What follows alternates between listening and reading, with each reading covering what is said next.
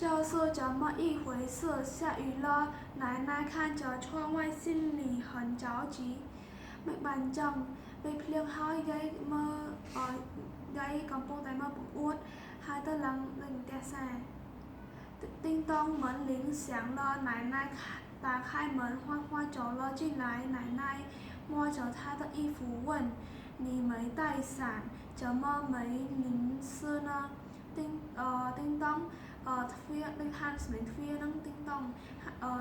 យាយបើកទ្វារហើយទៅហ៊ន់នឹងចូលមកដល់ទ្វារអញ្ចឹងណាណៃហើយទៅយាយប៉ះក្អាវគាត់ហើយសួរថាមិនបានដូចថាអត់យកឆាតមិនបានអត់សាំអញ្ចឹង欢说是文文送我回来的奶奶笑着说她真是个好孩子欢និយាយថាគឺ文文នឹងជួយខ្ញុំមកផ្ទះ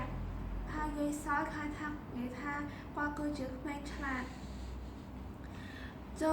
这时哥哥也回来了他身体的左半边全湿了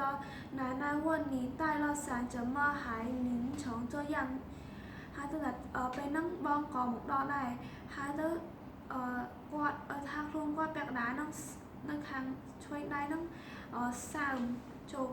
ហើយទៅយាយសួរថាចាយកឆាតមកមានឆាតតែ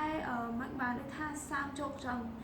哥哥说我的同学忘记带雨伞我和他共用一把伞奶奶说你也是个好孩子បងនិយាយថាបាត់រងថ្នាក់ខ្ញុំគាត់ផ្លេចយកឆាត់មកហើយទៅគាត់នឹងខ្ញុំនឹងចែកផលឆាត់មួយគ្នាហើយយាយនិយាយថាគាត់គឺជាក្មេងឆ្លាតដែរ